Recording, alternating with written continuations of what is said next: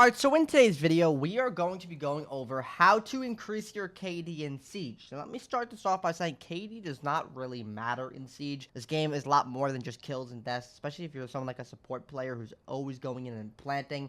There's a higher chance you're going to die versus somebody who's outside holding an angle, you know what I mean? But at the end of the day, if you do want to get your KD up, I want to give you more tips, and we're going to focus in on how to get more kills, as well as how to die less. If you do enjoy this video, be sure to leave a like, be sure to comment, and be sure to subscribe.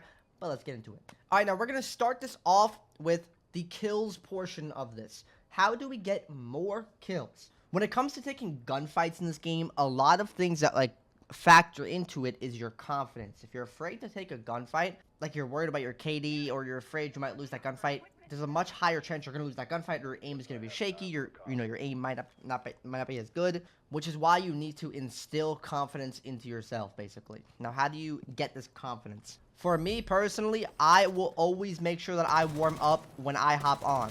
I have got to warm up before I go and play ranked, because this is going to just mentally tell myself, like, oh, look, I just did a free-for-all. I did good. My recoil feels good. My aim feels good. And that will translate into the actual game. Whether you want to do the shooting range, I do both, just so I can constantly shoot in the shooting range.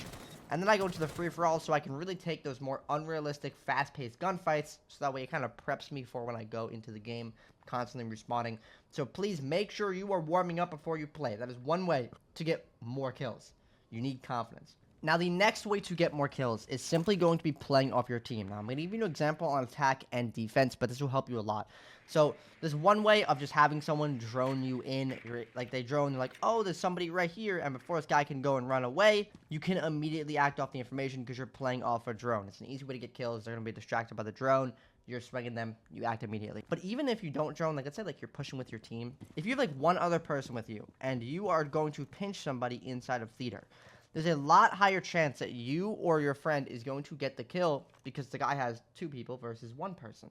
So even if he kills the one person, you get the refrag. It will allow you to get more kills and just also make it harder for the guy because he has to aim two different ways. You can also go if you're pinching somebody, have one person come this way, have one person come this way, right? It makes it a lot easier to get that kill for you. All right, now for defense though, playing off your team is also really helpful because think about this. Imagine I'm roaming downstairs. And let's say I have a teammate playing in Sunrise, right? A lot of the times, let's say they're pinching somebody, people would just leave their teammates to die and be like, oh, if he gets a pick, it's fine. If not, it is what it is.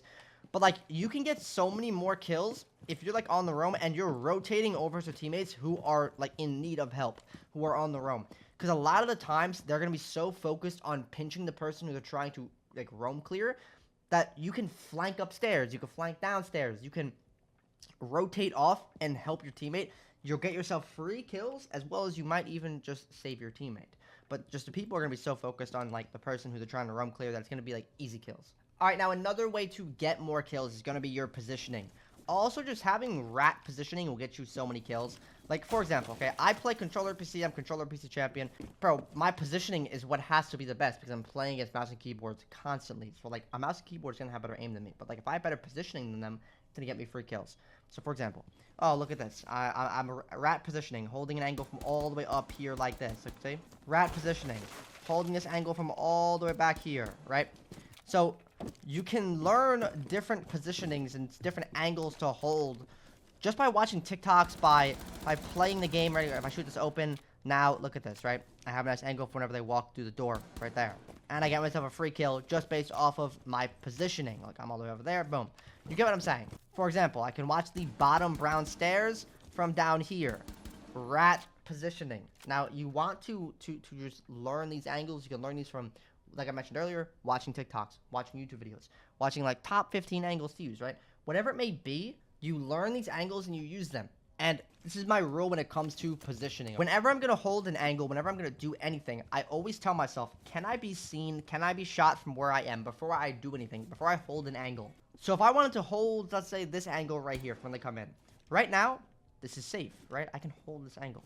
But let's say they breach open this wall. Now, this angle is not safe. Why? I could be seen, I can be shot from different angles, right? Or let's say they're on the rappel. Now, I can't just contest this angle. I could be seen from here, right?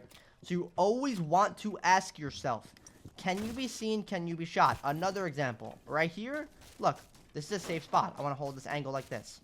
Wait, they shot open this window. Now this is not safe. They could be on the rappel out here. They could be on the AC unit back there. So now maybe I tuck myself in the corner. Now I can't be seen from that window. Your positioning and like the safety of your positioning is always going to change based off the environment of the map. Windows open up, breaches open up, whatever it may be. There's going to be times when your positioning is going to change if it's safe or not. But just always ask yourself, whatever you do, can you be seen? Can you be shot from a different angle that you are watching right now? It will help your positioning go up. Just play like a rat, learn different stuff from videos, and you'll get free kills. Now, the next tip is going to be you have got to swing more. You will get way more kills if you are actually swinging and stop letting people swing you. What do I mean by this, okay? So I'm going to talk about this more with like how to avoid dying, but just know you have to swing more. Because think about this. If I'm holding this angle and I let this guy swing me, right? What is he going to see first? If I'm sitting here waiting for him to swing me, I'm just like, oh, someone's coming this hallway. Let me wait for him. As the person who swings first, you're going to see something like their arms, their shoulder. Like, for example, right here, you're going to see something like their arms, their legs, whatever it may be, which is then going to allow you, as the person swinging somebody, to then pre-fire them and kill them. So you always want to be the person to swing first, and you always want to swing more. Now, it does not mean if somebody is down the hallway that I should be swinging them like this. Can you? Yes. Should you? No. The ideal time to swing, because you have to think about it, especially if you're on defense, you have an SMG most likely, right? So you want to swing when they are close. It's going to come down to audio cues, listening for when people get close. When someone gets close, you always swing first. It's that simple. But just wait till they get close. You have the highest chance of actually winning that gunfight, especially with an SMG in defense. Just always swing first. Stop letting people swing you, and don't be afraid to swing somebody. All right, now the next tip is going to be, if you find that you are struggling right now, right, it's going to just be like, it's going to come in waves. There's going to be times when you are doing great. There's going to be times when you are just not doing good. And if you find yourself, like, just not doing good and you need a reset, go back to those comfortable operators. For me, I can really play any operator and be fine. But, like, my main comfort operators are probably people like Ash or Striker or Mav or Ace or Ram or Zero, right? Those are some of my like, comfort attackers with, like, Doc, Goyo, Legion, Malusi, Solus, Fenrir, Bandit, right? Those are, like, my comfort operators.